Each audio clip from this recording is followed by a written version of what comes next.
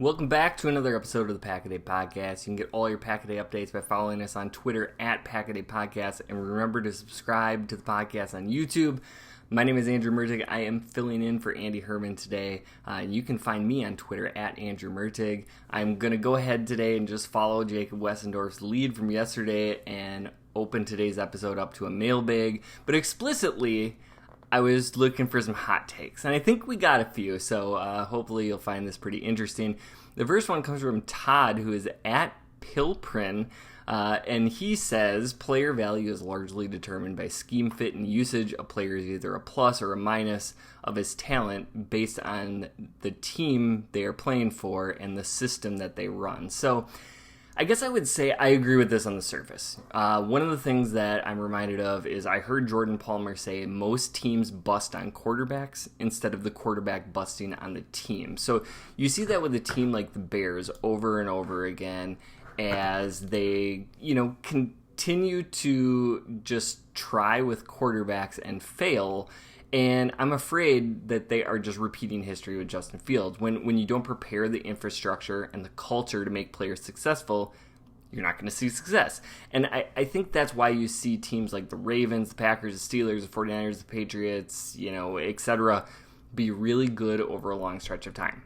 And I think, a good example is a player like Julian Edelman. If he is somebody, is he somebody who has even, a career that we've heard of if he ends up on the Washington football team, for instance, or Washington Commanders? I don't know. And I think that kind of speaks to what you're saying, that scheme fit and usage. So there is a little bit of that with a grain of salt, right? There's some players who just wouldn't make it no matter what or where they went, but I think fit and culture are so undervalued, which is why we probably need to go back and re-rank rookies based on the scheme they get drafted into, what their coaching staff looks like, and all of those kind of factors after the actual NFL draft. So that's a really interesting one. So the next take is from D Rich, who is at DRich318318. And D Rich says, never draft a quarterback tight end in the first 5 rounds of your draft. And I did clarify that this is a fantasy football take. So normally I think this is the right strategy on the surface, but I am a big believer that fantasy football should take the Ravens draft approach, right? Just let great players fall to you regardless of position and be flexible along the way. So for instance, I was in a pretty big money league that I co-manage a team with, and both Josh Allen and Mark Andrews fell into our laps in the 4th and 5th rounds, right? We had the sandwich pick, and so we just took both of them, a quarterback and a tight end. So this violates your rule. The value was too good to pass up for us because the wide receivers and the running backs that were available weren't quite up to that level. So granted, on this team, we were largely aided by getting both Jamar Chase and Deebo Samuel with our next 2 picks, right? That's pretty crazy. Chase and Deebo went absolutely nuts down the stretch. But Allen and Andrews were our 3rd and 4th most valuable players. So I'll give that a typically correct strategy, but it's based on the scenario. And I think when other managers in fantasy football end up coming into the draft with the same sort of strategy, right? And you're just seeing running back and wide receiver go and go and go, and it's pushing the best quarterbacks and tight ends down the board. I think when you can get value, you take it, even if it violates that strategy. So this is a fun one. We got Matthew Cohen at Koa MJ04. Hopefully I got that right. Andy's food takes are usually correct. All right, shout out to the Podfather. Yeah, you don't have to say that to me twice. I've been accused of eating like a 10-year-old, so I end up siding with Andy way more than I don't. I think pizza is an elite choice, and I'd take it over Thanksgiving food every single time. So yes, I agree. Andy's food takes right way more often than they're wrong. And tweet that at Andy Herman NFL if you have a problem with it. Next up, Andy B, which is at WiscoBro89. That's a good Twitter handle. Packers are going to struggle scoring touchdowns in the red zone this year without Devontae. Running the ball is so much harder in the red zone, especially inside the 10, and I don't have the confidence their pass catchers to get open. This is a really fair take, and I think a concern for Green Bay for sure. So I think that's a fair take, right? Aaron Rodgers isn't going to have that elite comfort level that he had with Devontae, and there's probably not a player he can just look to and expect to be 100% on the same page if they're going slant, if they're going fade, and then if they're going slant, like, you better believe Aaron Rodgers knew Devontae was going to win that every single time it was available. If you were going to go fade, he knew that Adams was going to be in the right place to win that every single time. And he's not going to have that necessarily with any one player, but he still has Cobb for those inside routes, and Packers are going to have a fun size advantage in the red zone. You talk about Christian Watson, Allen Lazard, Robert Tonyan. Good luck to opposing teams matching up with that kind of size, but I agree with you on the struggles. I think it will get better as the season goes along, and the biggest thing is Rodgers just has to learn to trust somebody and not just throw it away or take a sack when he's not 100% confident. He needs to be able to trust somebody to make those 90 and 80% throws. And that's something that typically takes a while, but I do think, with a player like Lazard, some of that trust can be there. We'll see what happens with Sammy Watkins if he can stay healthy, but certainly, Cobb, Lazard, Tonyan, it's already there. I think Christian Watson, it can develop relatively quickly. So then we have a take from PJ Gross, who's at PJ_Gross 1963.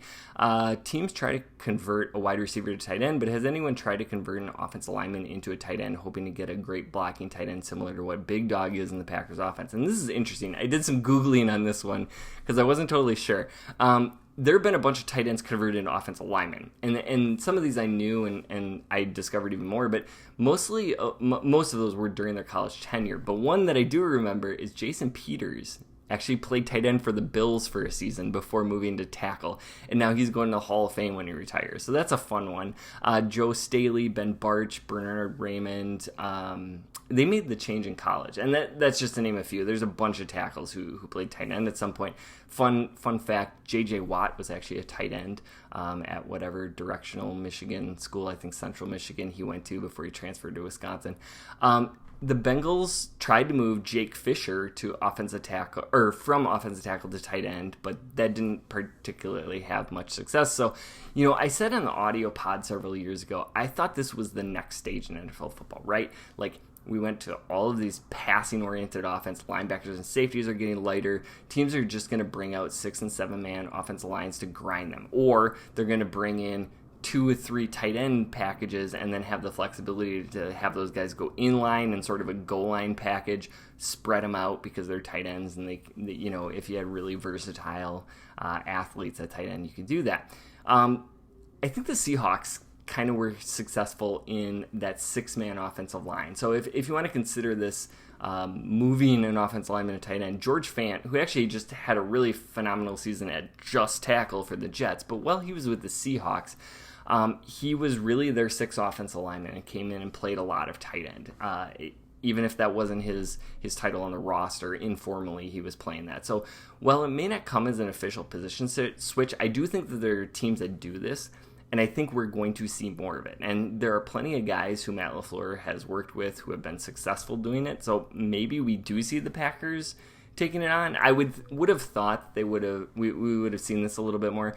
I think back to the U71 package with, I think it was Kevin Berry. His last name was Berry, and he wore 71. And the Packers used him as a 6th offensive lineman and just were grinding people. I believe that was with Amon Green, but somebody can correct me if they remember if it was Ryan Grant. I'm getting eras of football confused. But, I think that is a very valid point. Why aren't we seeing tackles move to tight end and just road grade people? Well, I think we are. It's just that they're keeping their jersey numbers in the 50s through 70s instead of switching it over to a tight end number. And then the final take today, my audio co-host, Kyle Fellows at Packer_pundit, he says, people who eat shellfish are just trying to be fancy. No way anyone actually enjoys that. And I gotta admit, Kyle and I don't always see eye to eye, but I'm with you on this one. Crab, lobster, snails, like whatever, shellfish, it's all kind of meh to me. The idea that people pay a lot of money for that is beyond me. My theory is it's just an excuse to dunk something in an immense amount of butter. So This actually got me thinking. It reminds me of this random fact that I know. In the 1800s, lobsters were considered the rat of the ocean. So they used to use them as cheap prisoner food for like places in like New England where lobsters were easily attainable. So there's still an old Maine law on record that says prisoners could not be fed lobster more than twice a week. For to do so was inhumane treatment. So I'll leave you with that this week. That is all the time that we have. This has been the Pack a Day Podcast. Thanks to everybody who submitted a question, even if we didn't get to it. Really appreciate that. Again, you can find me on Twitter at Andrew Mertig. Remember to also follow at Pack a Day Podcast. Please subscribe and rate what we're doing in the audio or the YouTube version. I will be back on the audio podcast on Friday with Kyle and Maggie Loney. And you can catch us there every single Friday. Andy will be back in the YouTube podcast tomorrow, so you don't have to deal with me anymore. But I really do appreciate you watching. Thanks so much for being here. And as always, go Pack Go.